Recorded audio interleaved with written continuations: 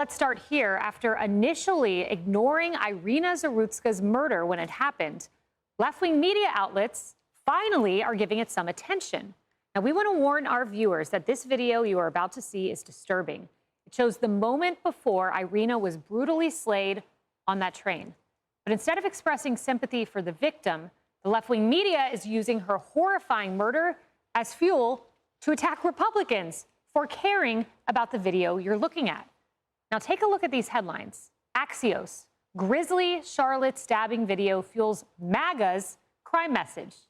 The New York Times, a gruesome murder in North Carolina ignites a firestorm on the right. The Associated Press, Charlotte leaders criticized over killing of Ukrainian woman as Trump and MAGA target another dim city.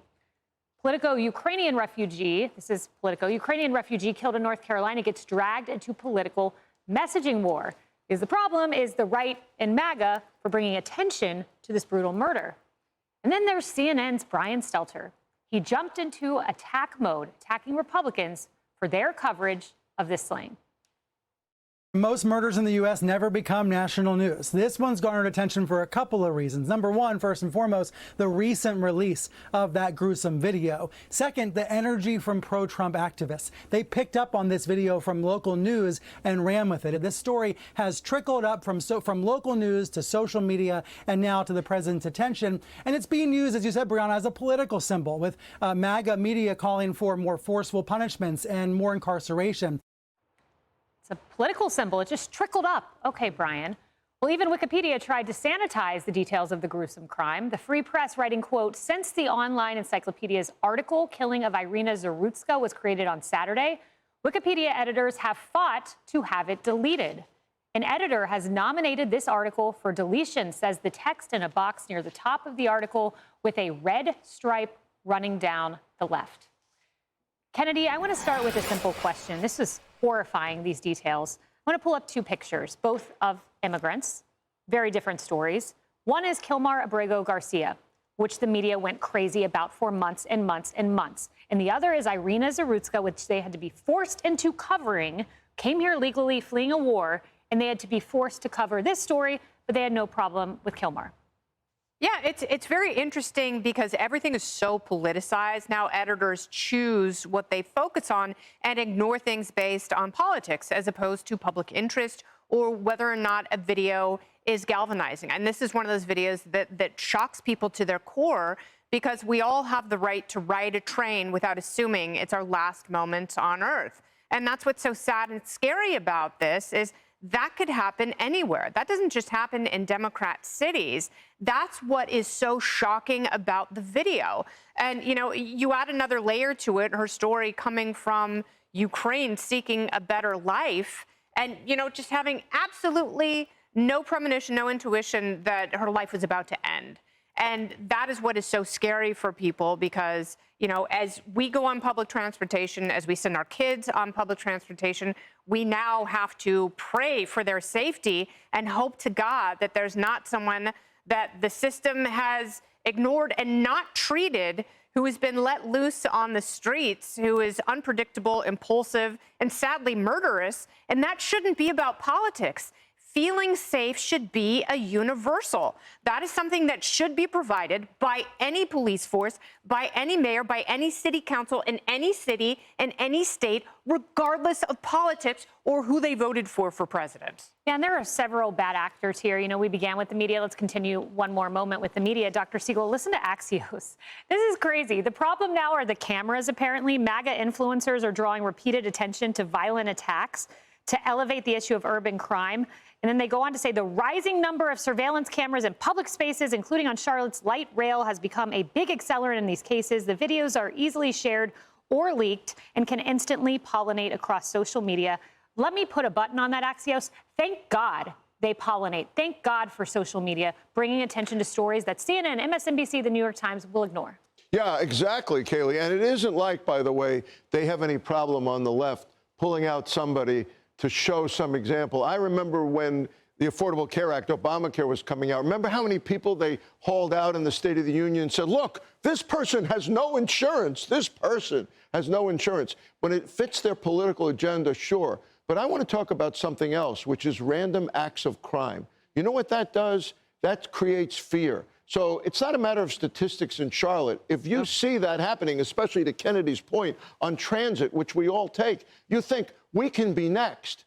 But to the Democrats, oh, it's a knife. It was a gun. We would talk about gun control, but it's a knife. But random acts of violence, and statistics show, according to the FBI and the Bureau of Justice Statistics, they're on the rise. And you know what they're tied to? And it's another point Kennedy was making. They're tied to mental health problems. Democrats don't want to talk about that. We have a huge mental health crisis in this country, and that's who performs a random act of violence, someone with mental health issues. You know, and the mayor, Harris, said, don't show the video, thanks to those who didn't share it.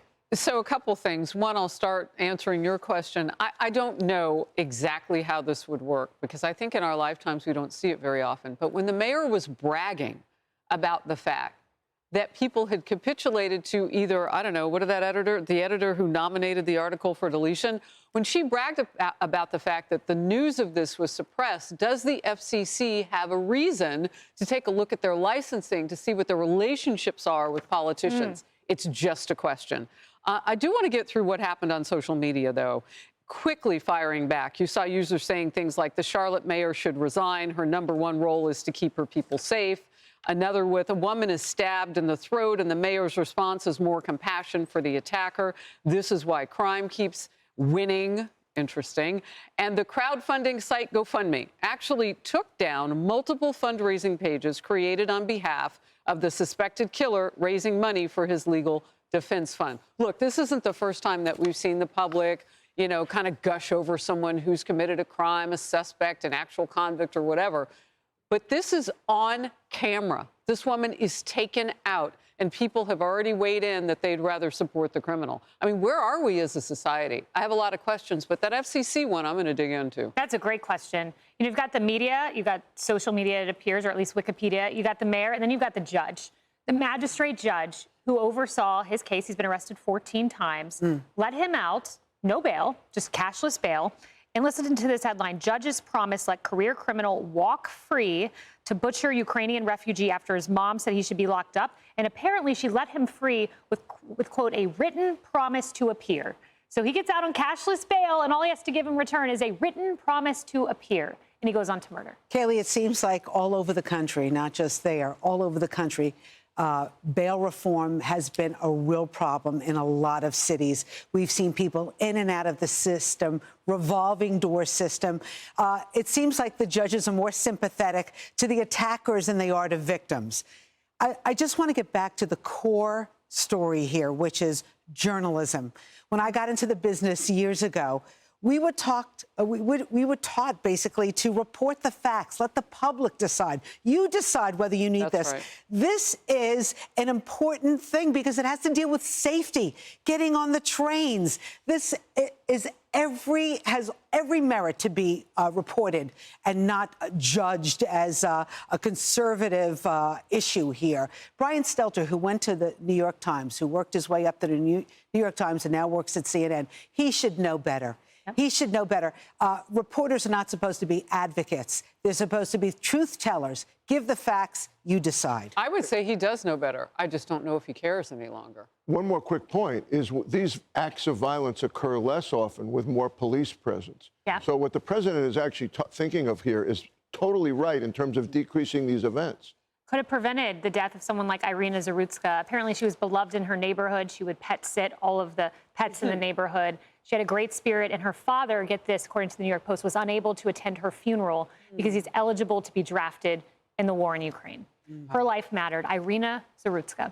Hey everyone, I'm Emily Campagno. Catch me and my co-hosts Harris Faulkner and Kayleigh McEnany on Outnumbered every weekday at 12 p.m. Eastern, or set your DVR.